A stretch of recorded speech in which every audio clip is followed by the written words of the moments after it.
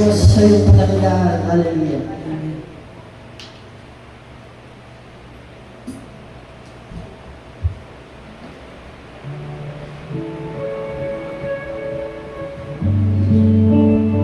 Praise you, Lord.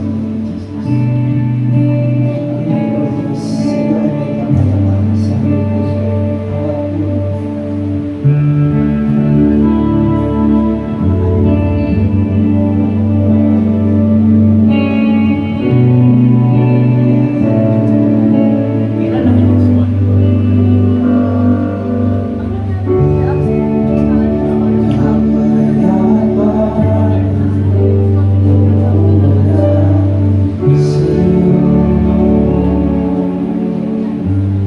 ay may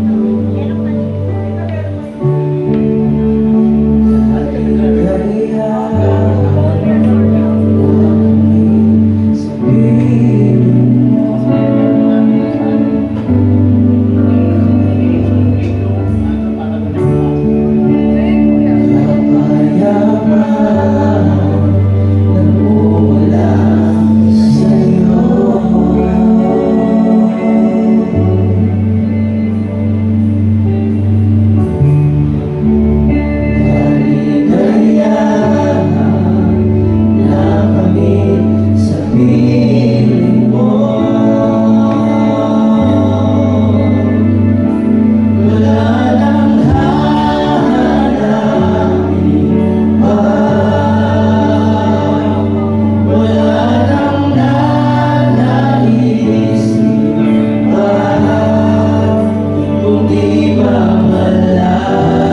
sa aming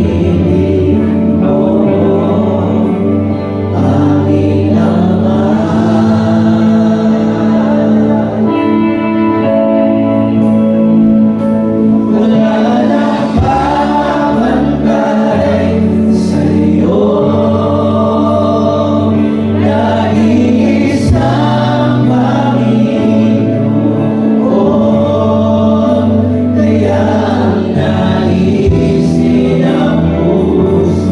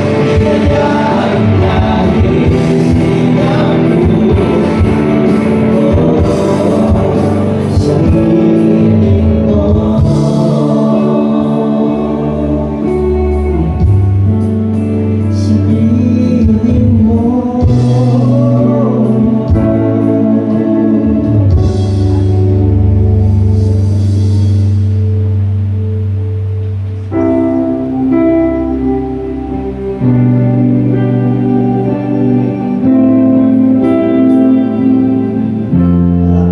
ang buhay, O Diyos. Habang kami nabubuhay, O Diyos, kami nabubuhay sa iyo. Habang pumipintig ang aming mga puso, kami nabubuhay sa iyo. Nangyari, pag-ibig, aking iniibig.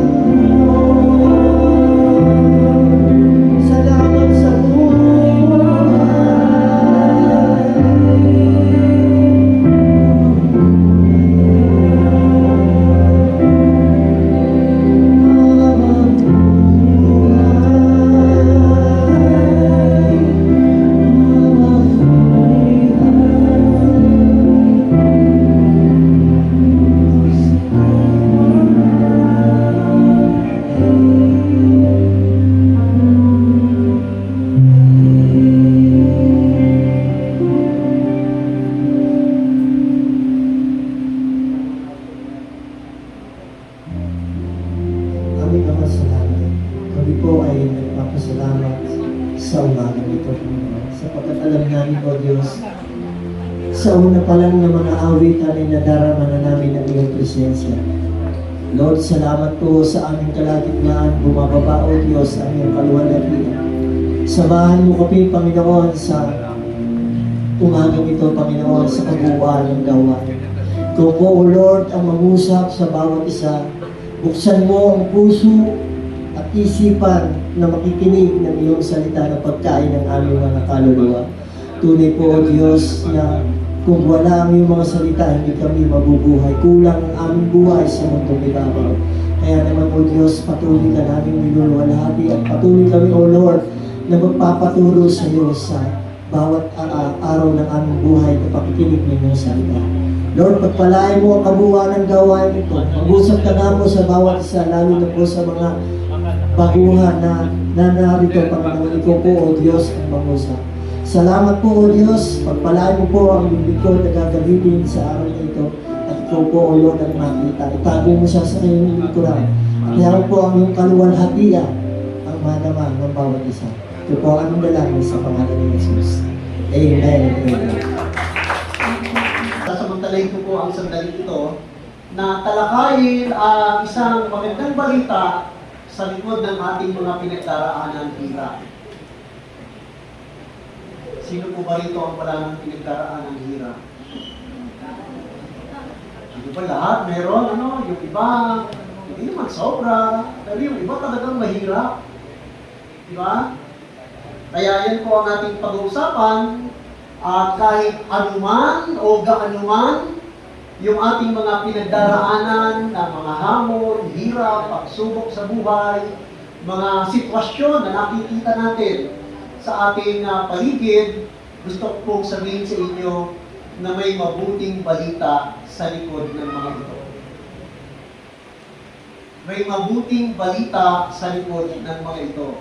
Ang paghihirapan po natin ay personal, pang-pamilya, sabi ko diba, at pang-sports pa, pang-pamilya o pang-lipunan, meron po tayong pag-asa mula sa ating Panginoong Jesucristo. Meron pong pag-asang ibinibigay sa atin bilang pangako ng Diyos na kahit dinaraanan natin ang mga hamon, paghihirap o pagsubok na iyan, darating at darating ang sandali, ningitian din natin ang mga yan at masasabi natin hindi tayo kailanman pinabayaan ng ating Diyos. At ang pag-asa nito ay magkakaroon ng buong kaganapan pagdating ng panahon.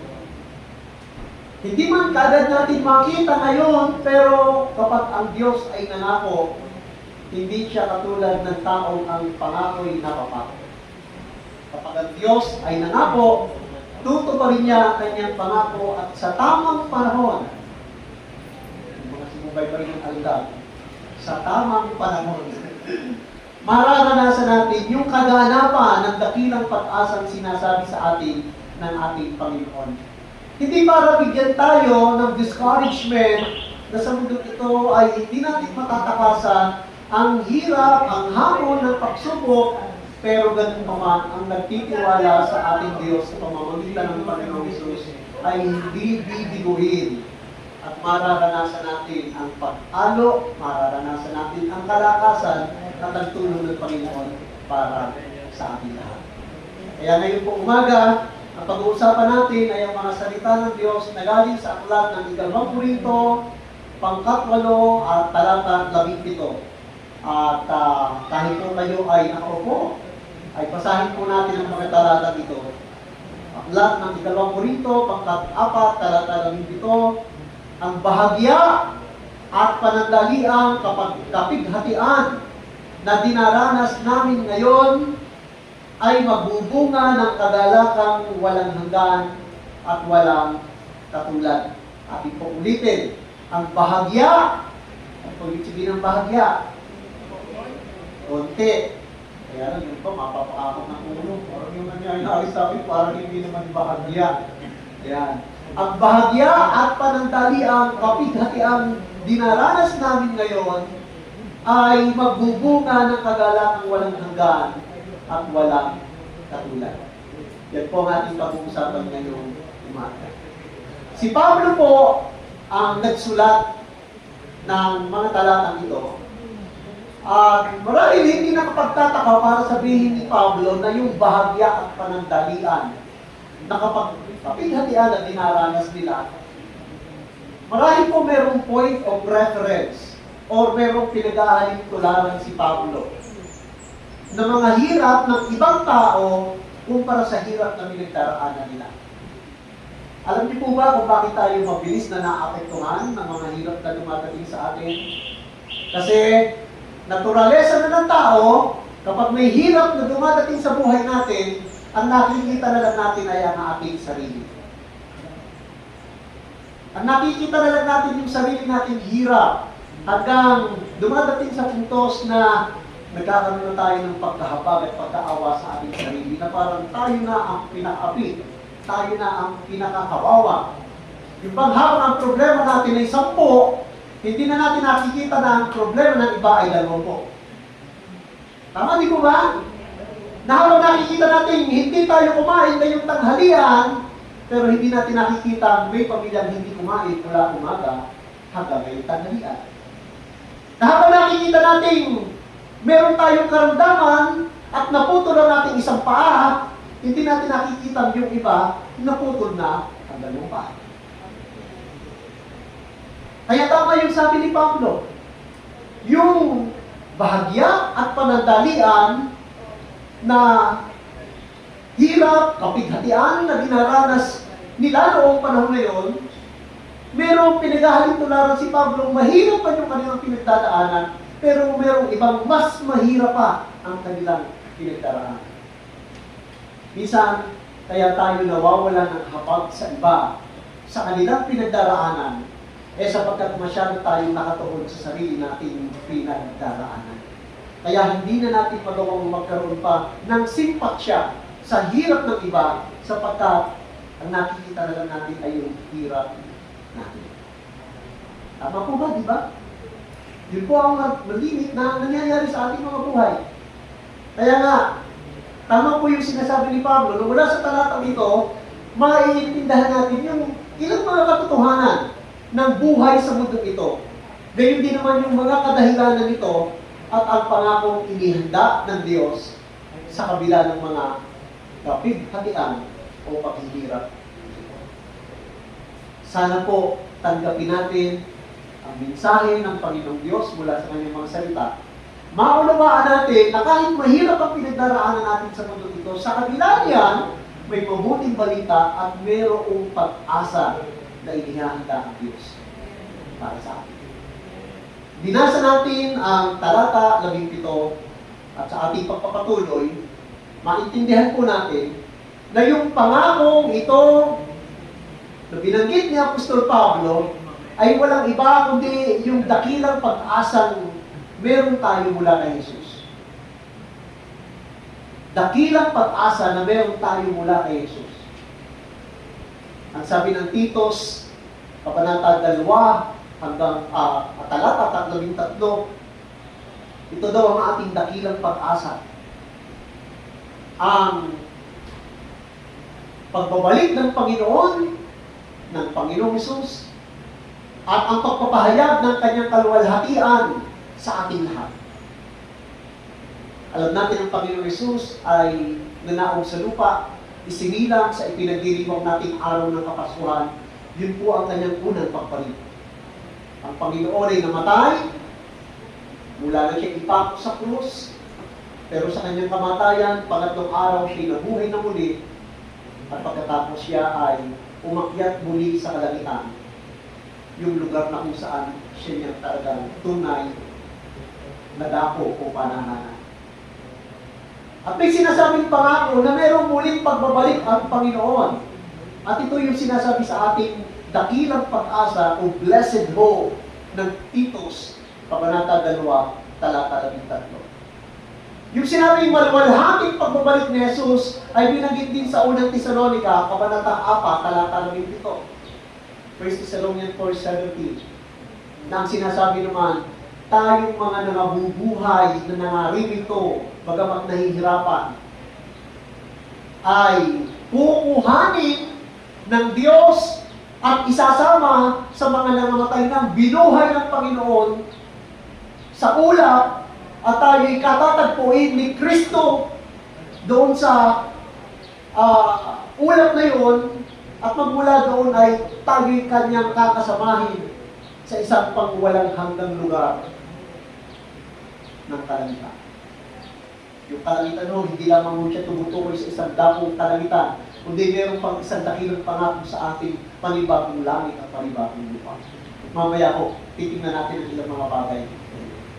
Binibigyan nila sa atin na sa kabila ng hirap natin, meron tayong dakilang pag-asa na mahihintay, matatanggap, ipinangakong totoo at hindi nagsisinungaling ang Biblia, at ang lahat ng hirap natin sa lupa, darating ang sandaling ang lahat ng mga yan ay matatapos lahat, at sa piling ng ating Panginoon, ang mararanasan natin ay kabaligtaran ng lahat ng tighatik na dinaanan natin sa mundo.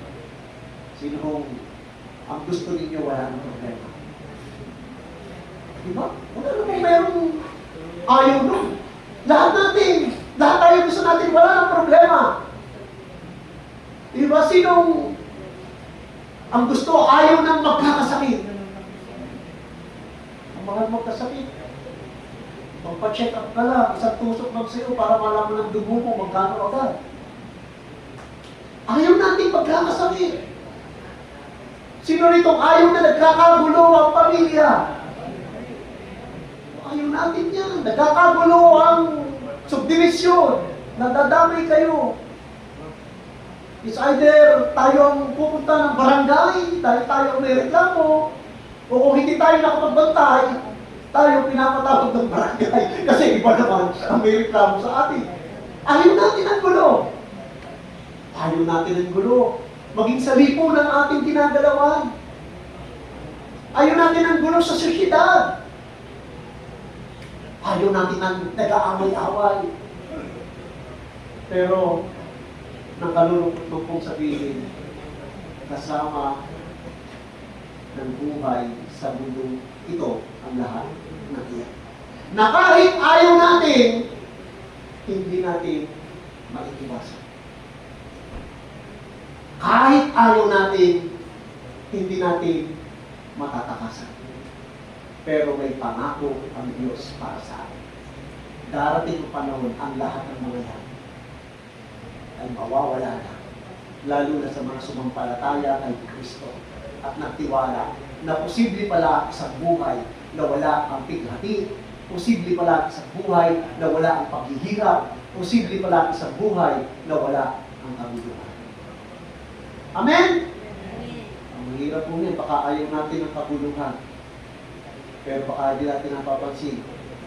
Isa tayo sa nagko-contribute sa kabuluhan. Na dahil hindi natin nababantayan ang ating sarili, na hindi natin nababantayan ang ating reaksyon, na dahil hindi natin nababantayan ang ating sinasabi o ang ating pag-iisip.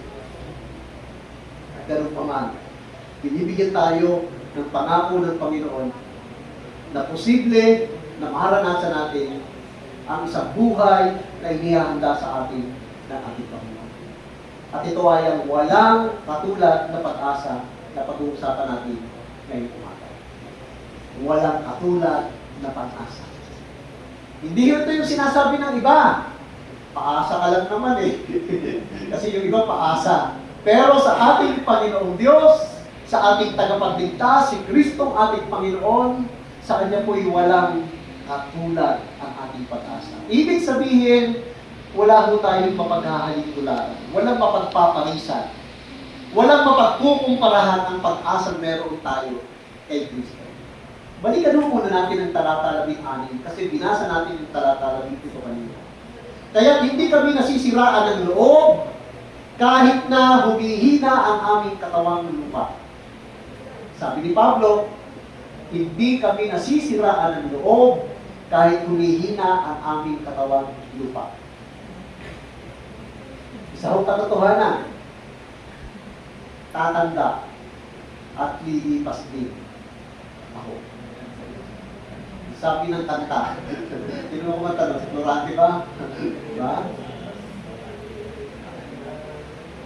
Tatanda at lilipas din kayo. Lalo na kung medyo nauna kayo sa amin. Pero ang lahat, tatanda at hihina din tayo. Yung bagay na kaya natin dating gawin noon, dadating ang panahon, hindi na natin magagawa. Ang aking pong bahay, napakatalit ng bubo. Nung ako po'y bata-bata pa, kaya ko po yung akyatin. Pero ngayon po, nag-aalangan ako kasi pag ako po'y nasa ibabaw na ng bubong, nanginginig na ang tuhod ko na pakiramdam ko para akong dadabastos at para akong mahuhulog na. At ultimo ang aking mga anak, tayo, huwag na kayo umakyat dyan. Kuha na lang tayo ng magdidikit ng bulkasin, kuha na lang tayo ng magpipintura, huwag na po kayo umakyat dyan. Nung una, meron akong pagtanggi. Ang aking kalooban ay malakas. Pero kailangan kong tanggapin ang katotohanan. Ang aking tuhod ay humihina na rin talaga. At marami sa atin ganyan, ayaw tanggapin ang katotohanan natin, kaya ko yan! Pero sabi ni Pablo, humihina ang aming katawan. Amen? Yung bagay na dati natin kayang gawin noon, ngayon, nalilimitahan na tayo. Sabi niya, patuloy namang pinalalakas ang aming espiritu araw-araw. Ito lang yung kagandahan. Dahil sinasabi ni Pablo, humihina ang aming katawang lupa, pero pinalalakas naman ng Diyos ang aming espiritu. Yun na lamang ang nagiging natin, sabihin natin, pangpalubag loob, grasya na galing sa Diyos. Na kahit humihina ang ating katawan, pero merong Diyos na nagpapalakas ng ating kalooban. At ang una natin makikita ang katotohanan sa bagay na ito, na nagdudumilat sa atin sa sinabi ni Pablo, pinangihina ng paghihirap ang ating katawan. At hindi lang ang ating katawan, pati ating kalooban. Yung maraming hirap na dumarating sa buhay natin, pinanghihina ang ating katawan. Pinanghihina ang ating kalooban. Pagsunod-sunod yung hirap, pagsunod-sunod yung pagsubok, pagsunod-sunod yung mga kabigatan, yung kabuluhan, parang kang kagbilang na upos sa iyong lakas. Yung umaga pa lang parang hindi ka na makatayo, stress ka na. Yung marami kang gagawin, pero natapos na maghapon, wala kang nagawa kahit isa. Kasi, pakiramdam mo, hindi ka pa manag-uumpisa, pagod ka na. Di ba? Pag ang dami natin iniintinding hirap sa mundong ito, naapektuhan tayo.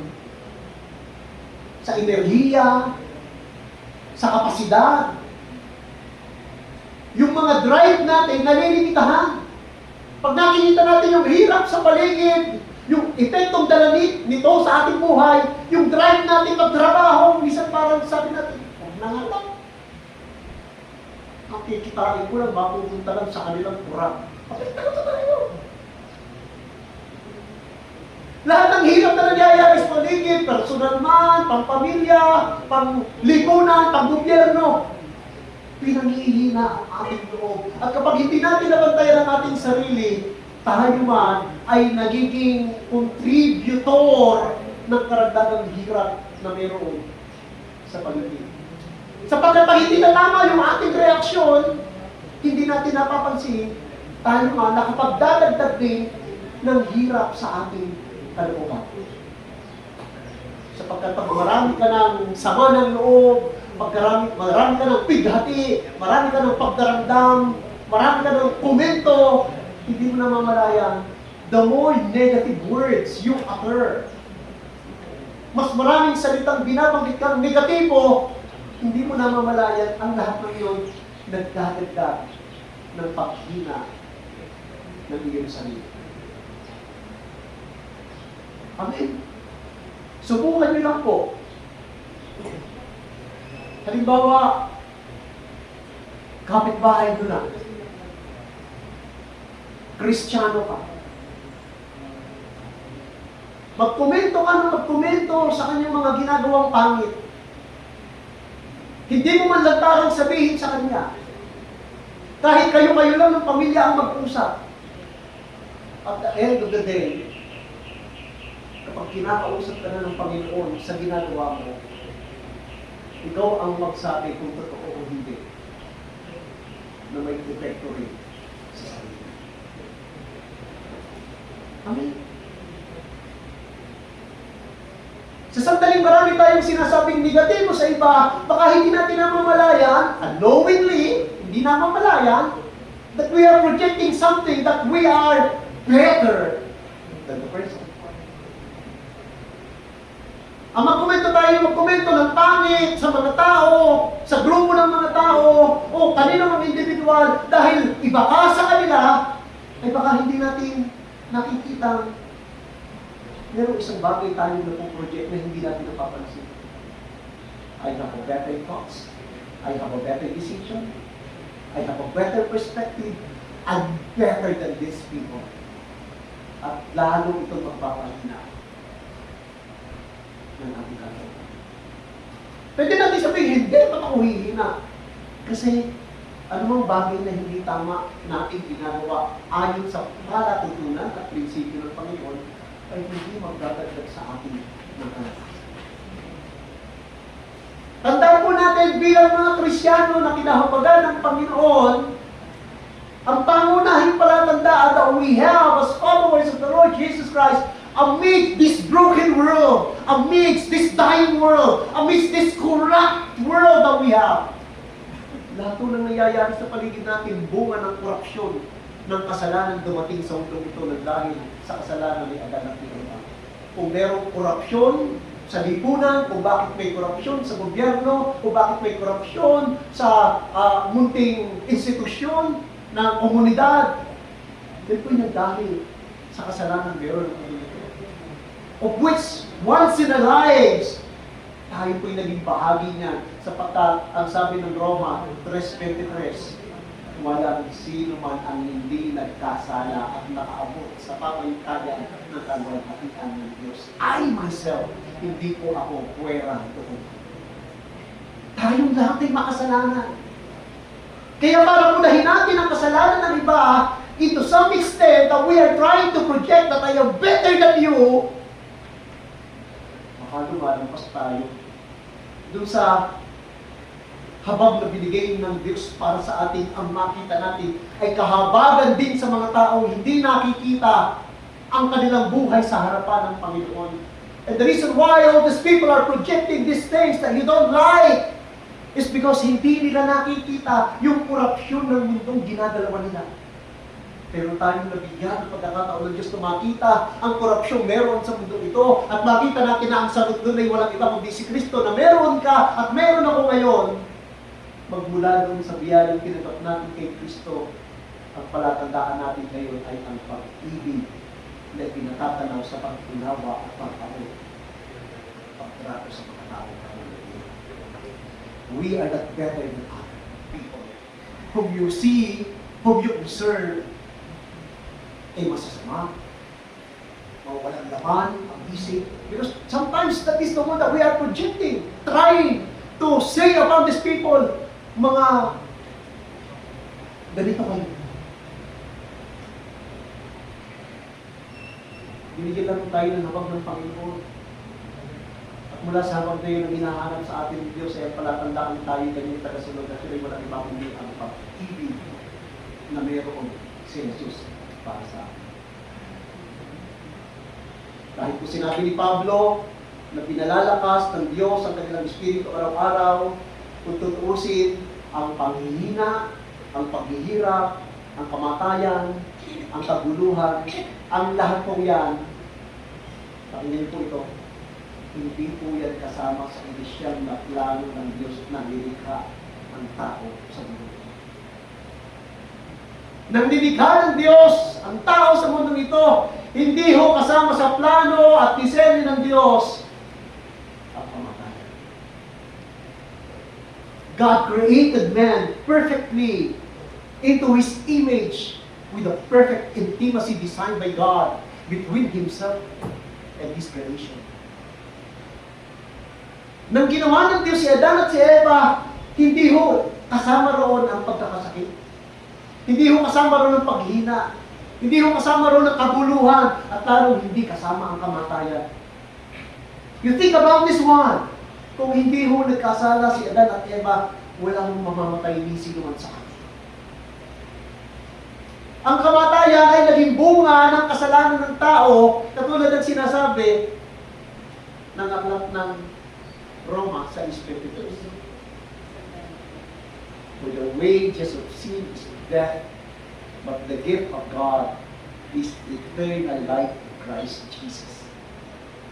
Ang kabayaran ng kasalanan ay kamatayan. At yun ang dahilan kung bakit namamatay ang tao. Yun ang dahilan kung bakit naging kurap ang mundo. Yun ang dahilan kung bakit may paghihirap sa mundong ito. Yun ang dahilan kung bakit meron tayong mga pagkakasakit. Kung which kahit kailan hindi mo yan naging kasama ng disenyo ng Panginoon. Pero bakit natin nararanasan? Kasi yan ang naging consequence ng kasalanan ng tao. Eh, Pastor! Kristiyano na ako! I already love the Lord! And I obey God since the time I gave my life to Him. Tama po. Pero ang buhay po natin kay Jesus ay hindi po magiging kadahilan ng hindi na rin natin maranasan ang korupsyon na meron sa mundo ito. Sapagkat the simple nature that Adam and Eve had committed or had acquired in their being because of sin, ang presensya po noong simple nature na yun, yung nature of sin na yun, kahit Kristiyano na tayo, ay naririto pa rin sa mundo. Naririto pa rin sa mundo. Dapat hindi na ako naapektuhan, Kristiyano na ako eh. Ang gusto ko na lang mabuhay ng paayos, magsipag para kumain ng pamilya ko. Pero naapektuhan ako because of these corrupt people. Eh yun na nga ako, because this world is really corrupt because of the nature of sin na meron sa mundo ito. Hindi na lang tayo magiging bahagi ng nature of sin na yan or ng presence of sin na yan pag wala na tayo sa mundo. Pero kahit na tayo Kristiyano na, as long that we are still living here on earth, exposed pa rin tayo sa nature of sin, exposed pa rin tayo sa presence of sin na nangyayari at nakikita natin sa buong paligid. Hindi kasama sa disenyo ng Panginoon ang bagay na ito. Pero ganun pa man, ang paghihirap natin sa mundo ito, may kaugnayan man tayo kay Kristo o wala, bunga o lahat yan ng kasalanan na meron sa mundo ito. At dahil sa kasalanan na yan, ang sinasabi sa atin ng Panginoon, may paghihirap sa mundo. Kung bakit may paghihirap, kung bakit may pagtitiis, yun po ay nagdahil sa kasalanan. Eh, Panginoon, binigay ko na ang buhay ko sa iyo, bakit kailangan ako may sakit? Oo nga. Pero nung hindi ko pa binibigay ang buhay ko sa amin, nakakailang kaha ka ng sigarilyo. Nung hindi mo pa binibigay ang buhay mo sa akin, nakakailang kang kahon ng alak. Nung hindi mo pa binibigay ang buhay mo sa akin, o minsan nga, naibigay mo na ang buhay mo sa akin, pero kaibigan mo ang taba. Kaibigan mo ang matamis. Kaibigan mo ang mahalak. Tapos sasabihin natin, dapat wala ang pagkakasakit.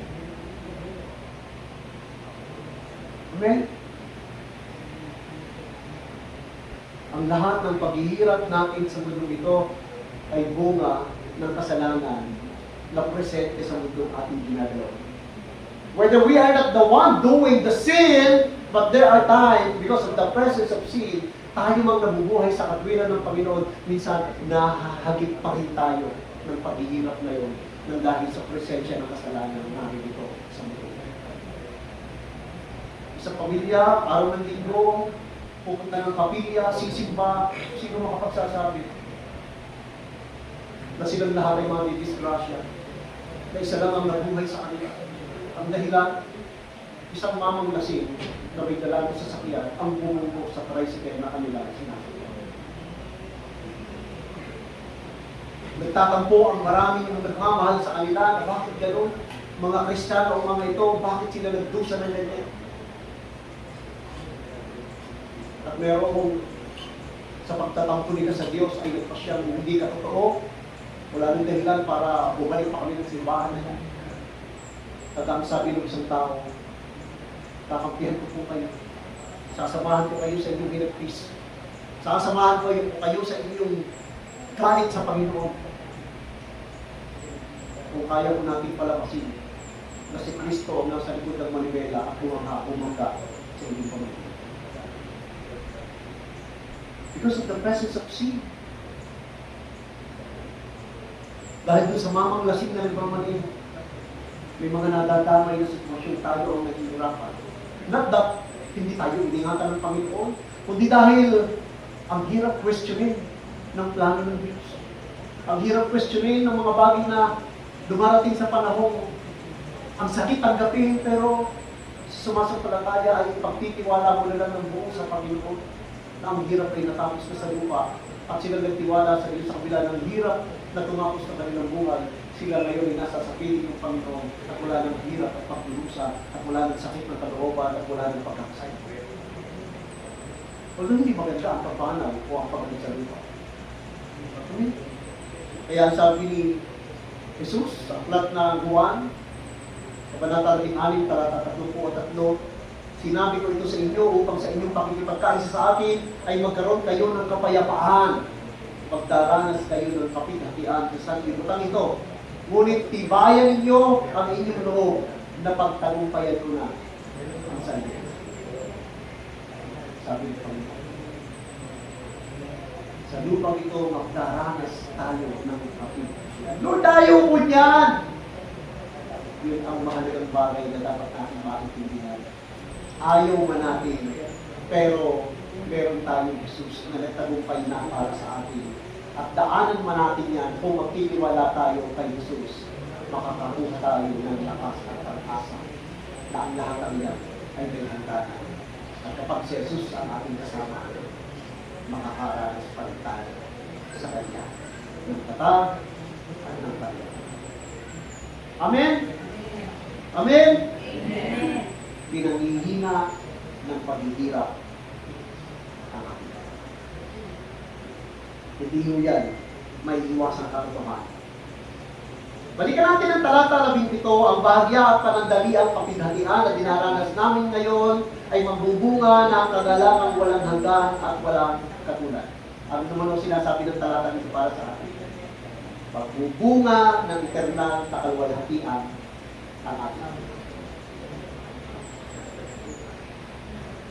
Ano ang kaibahan ng mga taong nagtiwala kay Kristo, nagbigay ng kanilang buhay kay Jesus sa mga taong nananatiling nabubuhay sa kanilang sarili lamang? Pareho lang tayong dadaanan ng pagsubok, pareho tayong dadaanan ng hirap, pareho tayong dadaanan ng kaguluhan. Pero kaibahan, ang pangakong ang wika dito, magbubunga ng eternal na kalwalhatian ang ating buhay. Mahirapan man tayo, pero dahil nagtiwala tayo kay Kristo, sa kabila ng hirap na yon, mararanasan natin ang eternal na kalwalhatian dahil sa Diyos. Yung kalwalhatian, ang ibig kong sabihin sa Biblia, kaningningan ng Diyos.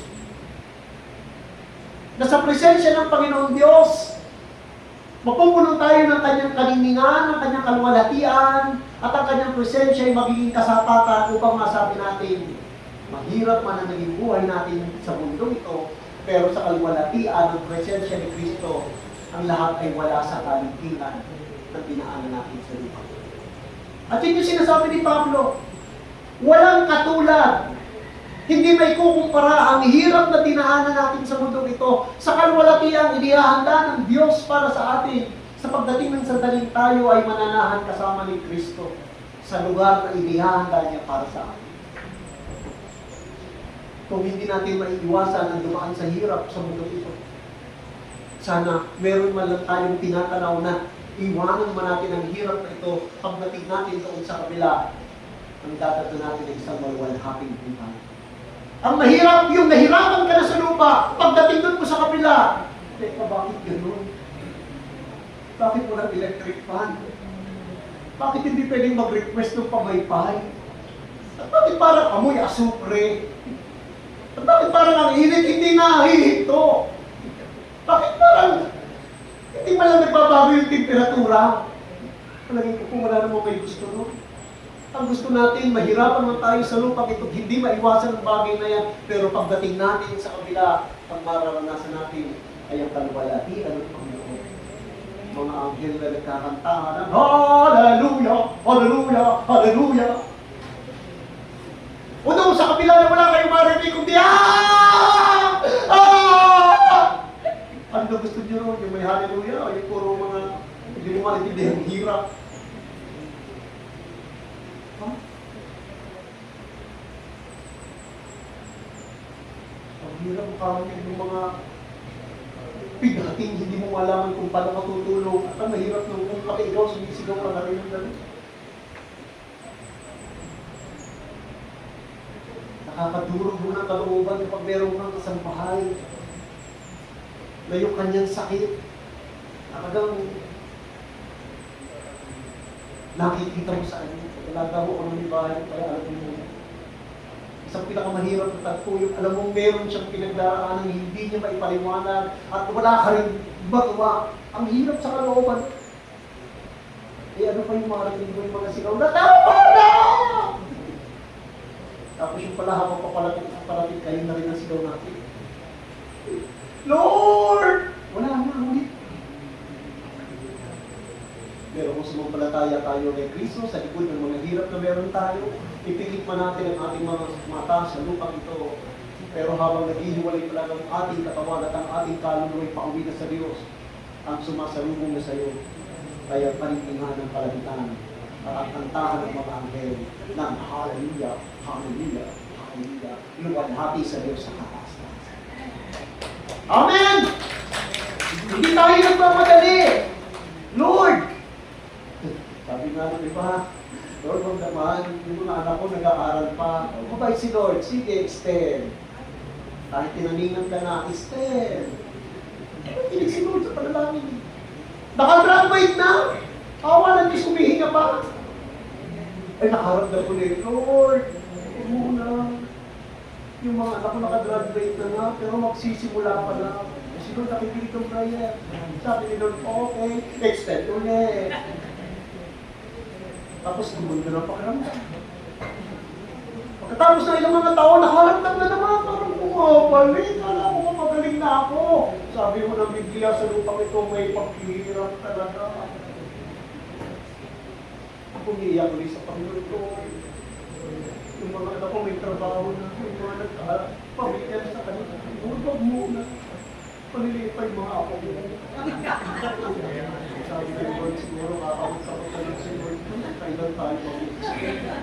Ano bang gusto mo? Yung sobrang hirap ka? O yung dito sa piling ko mag-hallelujah ka na lang? Diba? Kaya lang, patuloy na sandali talagang sabi ni Lord, tama ka na dyan. Mission accomplished ka na dyan. Huwag mo na masyadong itindihin yung mga apo mo. Responsibilidad na yan ang yung mga anak. Sapat na nakita mo sila, at kasing ganda mo sila, kasing pogi mo sila. Di ba ka na sa akin? Gusto ko ikaw naman ang kasama ko dito. Amen. Marami sa akin nagsasabi, hindi naman ako takot tumatay eh. Iniisip ko lang yung mga mahihiman ko. Bakit tayo? Ganun eh. Pero ako'y naniniwala. Hindi kailanman nagpapabaya ang Diyos sa kanyang mga anak. Hindi tayo para buhanin ng Diyos at pabayaan ng Diyos ang ating naiinit. Ang ating pananampalataya na totoong dalisay ay magiging isang malaking ligasiya sa iyong pamilya.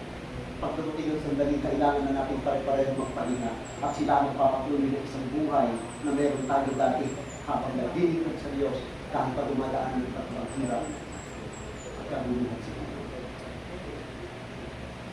Kasi nga mo, wala kasi luhat sa mundo. May hirap at meron talaga. Ganun pa man, magbubunga ito ng eternal na kalwalatian sa ating hirap. Sa kabila ng paghihirap sa lupa, pinapatanaw ni Pablo sa atin ang isang dakilang pag-asa na mararanasan natin. Ang pagbagsak ng tao sa kasalanan ay walang ibang inihahanda ang Diyos sa atin, kundi yung kanyang layuning ang tao ay mapanumbalik sa kanyang piling. Alam niyo po ba, pag inyong sinuri ang Biblia, halos 1% lamang ng parte ng Biblia ang tumutukoy sa kung paano nilikha ng Diyos ang tao at kung paano ang tao ay bumagsak sa kasalanan. It's only about 1% of the entire book of the Bible that speaks about God's creation and the fall of man. And the rest of the 99% of the Bible speaks about the restorative work of God. Kahit pa yung kwento kay Moses, kahit pa yung kwento sa Leviticus, kahit pa yung kwento sa Salmo, kahit pa yung kwento sa ibang mga propeta ng Biblia, kahit pa yung kwento sa Gospel, ang lahat ng yun tumutukoy sa restorative work ng Panginoon. So walang ibang gusto ang Diyos, kundi mapanumbalik ang tao sa Kanya.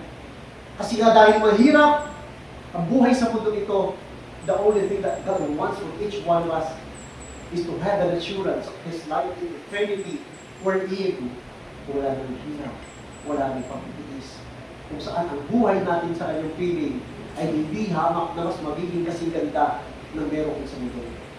And the restoration work of God speaks not only or intended only para sa tao.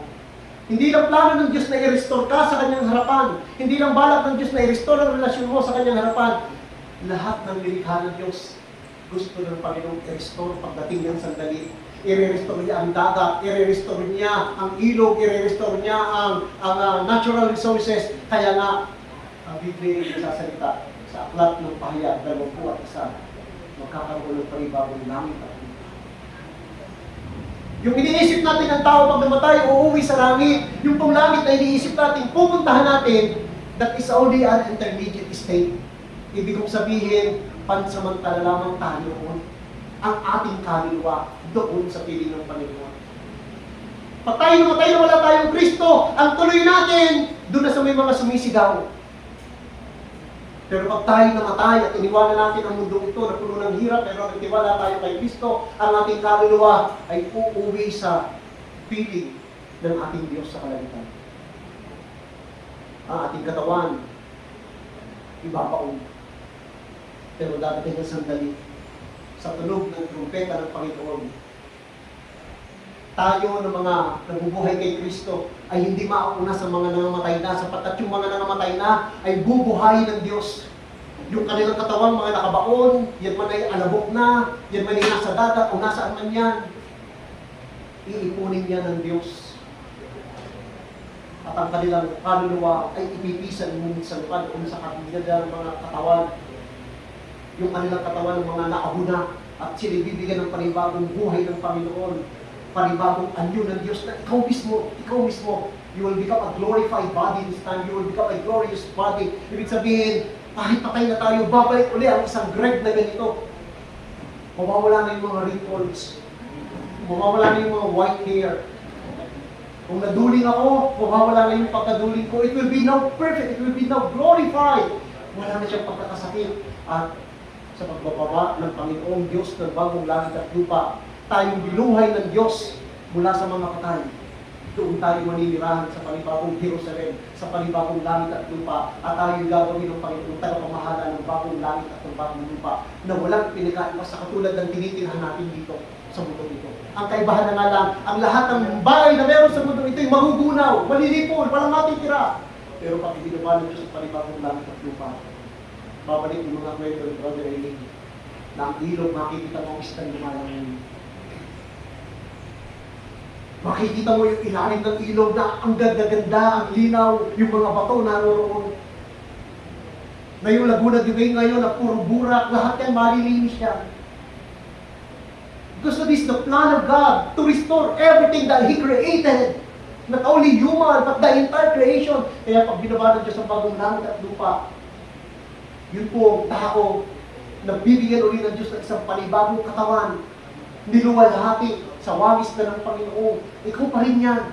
Although, wala na doon mga relasyon mag-asawa, lahat tayo doon magkakapatid na sa Panginoon. At kasiyahan natin ang presensya ng Diyos. At kung saan tayo nag-excel habang tayo nasa sa mundo ito at naglilibot sa Panginoon, yun ang magiging bahagi mo sa bagong langit at bagong lupa. May mga magiging manager doon. May mga magiging mga awit doon. Hindi na natin iintindihin ang kakainin natin doon. Bahala na ang Diyos. Bilang tanong nga, pagdating po ba sa langit, kakain pa uli tayo ng karne. Kakain pa uli tayo ng kung ano kung gusto natin. Mahirap sagutin yung mga bagay na hindi natin nakikita sa Biblia. Pero kung ninyo kalimutan ng nilikha ng Diyos ang langit, ang tao sa unang kasaysayan ng mundo, sa mahabang panahon, ang pagkain lang po ng tao ay puro gulay at halaman. It was only after the flood of Noah when they start to learn how to eat meat. Ang haba ng panahon nun. Ang pagkain lang nila, puro halaman. Kaya hindi ka nagtataka. Methuselah lived 969 years. Abraham lived about 911. Ganun ho kahabang buhay ng mga tao. Bakit? Walang kolesterol. Amen.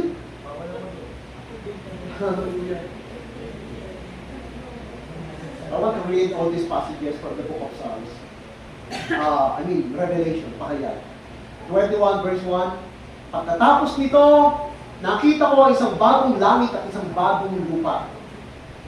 Sabi ko ito ni John, the beloved, mula sa isang pangitain. Wala na ang dating langit at lupa. Wala na ito. Ang nakikita ni Juan ay isang bagong langit at bagong lupa na bumababa. Wala na rin ang dagat. Talatang 2. Nakita ko ang banal na lungsod, ang bagong Jerusalem, na bumababa mula sa langit, buhat sa Diyos. Bagong Jerusalem. Bagong langit at lupa. Ibinababa ng Diyos. Gaya ng isang babae na ikakasal. Siya ay nakabihis at nakahanda sa pagsalubong sa kanyang lupa. So sa pagbaba ng bagong langit at ang bagong lupa, tinutukoy na yun daw babae ikakasal ay parang sasalubong sa kanyang nobyo. Sa Biblia po, ang tawag sa mga taong nagtiwala sa Diyos, sa mga taong ibinigay ang buhay sa Panginoong Hesus, ang tawag po sa kanila ay Bride of Christ, asawang babae ni Kristo. Sa pagbaba ng bagong langit at lupa, ang mga binigyan ng glorified body, yung mga binuhay na muli ng Panginoon, maliban dun sa mga na-rapture or na-caught up in the air, sila po'y magiging bride of Christ, nasasalubong sa nobyo. At yung nobyo yun ay walang iba, yung groom na yun ay walang iba, hindi si Kristo. Ang dating, ikakasal tayo sa Kanya. Amen? Narinig ko ang isang malakas na tinig mula sa trono, tingnan ninyo, ang tahanan ng Diyos ay nasa piling na ng mga tao. Wow! Exciting to. Ang tahanan ng Diyos nasa piling na ng mga tao. Maninirahan siyang kasama nila. At sila'y magiging bayan nila. Diyos mismo ang makakapiling nila at siya ang magiging Diyos nila. In that new heaven and new earth, in that new place, New Jerusalem that God prepared for each one of us, kasama na natin ang Diyos, not only His presence, but His actuality as a person. May nagtatanong, Pastor, paano po yun? Di po ba our God is a triune God, Ama, Anak, Espiritu? Paano po pagdating sa new heaven and earth? The fullness of God will be revealed unto us through the person of the Lord Jesus Christ. Hindi na natin naiintindihin kung sino makakasama natin doon. Ang Ama ba, ang Anak ba, ang Espiritu. Tandaan po natin, ang revelation ng Ama at ang Espiritu ay ginawa in the fullness of the Lord Jesus Christ. And when the time comes that we will enjoy the new heaven and earth, the new Jerusalem na ibababa ng Panginoon, it is the Lord Jesus Christ who will be with us, dwelling with us, live with us. Kasama na natin siya gabi at araw. Hallelujah! Hindi mo na kinakailangan mag-antarga. Hindi mo na kinakailangan lumakad ng palungod. Hindi mo na kinakailangan maglubina. Hindi mo na kinakailangan makakompleto ng ilang araw para matiyak mo lang sumagot na ba si Jesus. Amen. At papahirin niya ang bawat luha sa kanilang mga mata. Wala nang kamatayan, dalamhati, pagtanis, at paghihirap sapagkat lumipas na ang dating mga bata. So this will be the situation in that new heaven and earth. Wala nang pagtangis, wala nang paghihirap, wala nang pagkakasakit. Wala na lahat. Lumipas na ang lahat ng bagay. You will now live into that glorious state of eternity with our God in the presence of the Lord Jesus Christ. Kaya kahit mahirap sa lupa, ang sabi ni Pablo, wala sa kalikingan. Hindi maiihalin tulad ang hirap na meron dito sa isang pag-asang inihahanda ng Diyos sa inyo at ang paraan lang para makamit natin yun ay at sinasabi ng susunod na talata. Magbubunga nga ng eternal na kalwalatian ang ating hirap, pero ang talata 18 ganito ang sinasabi. Sabi ni Pablo, kaya't ang paningin namin ay nakatuon sa mga bagay na di nakikita at hindi sa mga bagay na nakikita. Sapagkat panandalian lamang ang bagay na nakikita, ngunit walang hanggan ang bagay na di nakikita. Kaya nga dahil dito sabi ni Pablo, nakatingin kami sa bagay na hindi nakikita. Kasi yung bagay na nakikita, panandalian, pero yung bagay na di nakikita, pang walang hanggan. So what this denotes? Kasi nasabi dito ni Pablo, isang simpleng salita, pananampalataya. Upang makamit ko yung pangako ng Panginoon, what we need to do is to have faith in the Lord and look at the things that you cannot see by your naked eyes. Kasi hindi mo naman kita ang bagong langit at lupa. Hindi mo naman talaga kita kung anong ginagawa ni Jesus. Hindi mo naman talaga kita kung anong mga pangako ng Diyos para sa atin. Pero tinatanong mo siya kahit hindi mo nakikita, doon nakatingin na yung pansin. Kasi sumasampalataya ka that the one who gave you promise, He will fulfill it because He is God. And He never changes. He is an immutable God. He never changes. Kaya kailangan natin sumampalataya. Dapat natin ituon ang ating pansin sa di nakikita, ngunit ito ang pangwalang hanggan. Ito ang pagdadala. Kahit po nabubuhay tayo sa isang makatotohanang mundo natin ito, nakikita natin kung ano nangyayari sa paligid. Nadi-discourage tayo, naapektuhan tayo. Sukto lang minsan, nalilimutan na rin natin yung ating sarili. Kanya-kanya na rin tayo ng sigaw. Kanya-kanya na rin tayo ng komento. Kanya-kanya na rin tayo ng mga pinapanigan. Of which all of those things are just a result of the corruption that we have in our heart. Of the brokenness that this world has. Hindi mo po maiiwasan kahit mga Kristiyano. May mga sandali hindi tayo magkakapare-pareho ng ating mga pananaw sa mga bagay-bagay. But basically, one thing God is asking from us, are we still living in love? Because as people enjoying the grace of God, the promise that God has given to us, blessed hope, ang hinihingilan sa ating Panginoon ay mabuhay tayo, no amount of corruption, no amount of brokenness, na magpapalubog pa sa ating kalooban at tayo ay magiging katulad pa ng mga taong nabubuhay pa rin sa labas ng biyaya ng Panginoon na ang tanging natin na ibibigay sa kanila kahit hindi pa tayo nagkakapare-pareho ay ang maintindihan nila that we are children of God. Higit ang kalwalhatian na lalagay kaysa mga hirap na meron tayo. Yung binasa natin sa aklat ng pahayag, wala nang hirap, wala nang pagkaputo, wala nang pinati, wala nang pagkakasakit, wala nang lahat, wala nang kabuluhan. Ang dalangin ko, lahat ng yan, makaranasan natin sa biyaya. Palakpakan po natin ang ating Panginoon. At kung lahat ay tumayo, at sa ating pong pagtayo, ang yayaan ko po kayong lahat, lalo na po yung mga panauhin natin ngayong umaga. Salamat tayo sa Diyos. Dahil po namin ito, narinig niyo ang mensahe ng pag-asa na meron tayo galing sa Panginoon. Kung hindi po kalapisan, maaari po pa kayong nagyayaan dito po sa harapan. Sige po kayong makatubili. Nais lang po namin makapanalangin para sa inyo. Wala pong kasing sarap, kapulo ng pag-asa na kahit mahirap sa mundo ito, ay meron palang naghihintay sa atin. Isang buhay na walang hanggang, walang katulad, malayo kakaiba sa hirap na dinadaanan natin.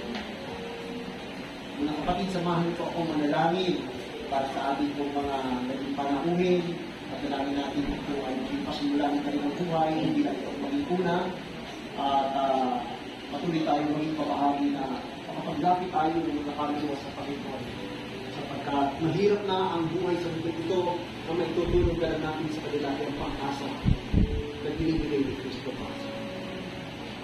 Ako'y mananalangin para sa inyo kagaya ng pinag-aralan natin na sa lahat ng ipinanako sa atin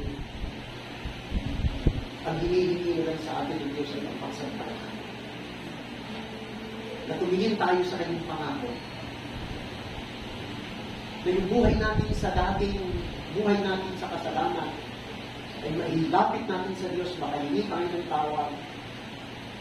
Na sa ating pagsampalataya sa ginawa ni Kristo sa sakripisyo ng kanyang buhay sa krus, magkaroon tayo ng buhay na walang hanggan at pasimula ng Panginoon ang kapayapaan sa ating puso.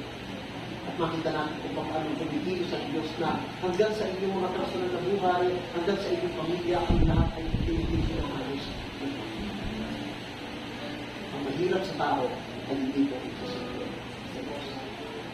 Namanalangin po ako, hindi po sa nagsundan, at ituloy na parang personal yung panalangin. Ang sabihin ko dito ay hindi yung panalangin aking pasusundan sa Diyos, hindi yung inyong pananampalataya.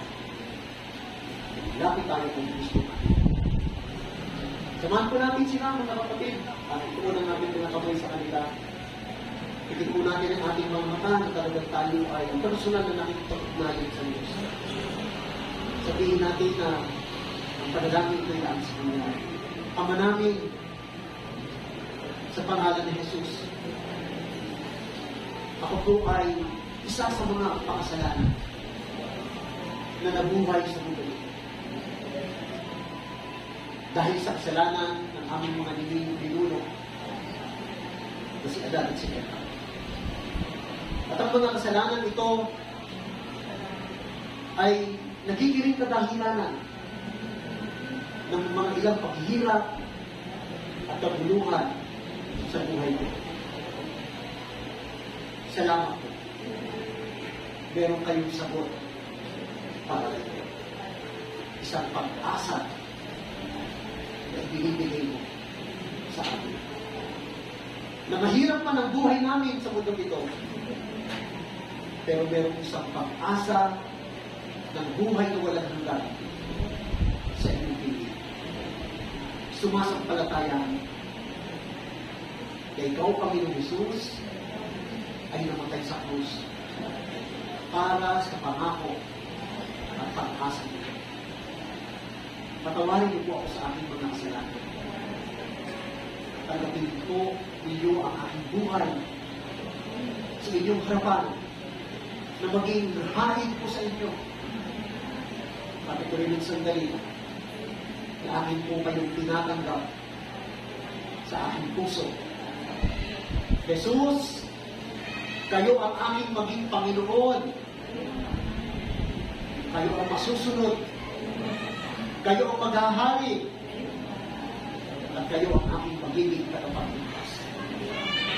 Hindi lang sa hirap sa mundo ito, kundi sa bunga ng kasalanan na binayaran ni Jesus. At ngayon, ako po ay palapa, tiyak sa pagliligtas na inyo pong gagawin sa buhay ko. Salamat na ang pangalan ko ay isinusulat mo sa aklat ng buhay sa kalangitan. Sa iyo lamang ang kapulihan. Sa pangalan ng Jesus.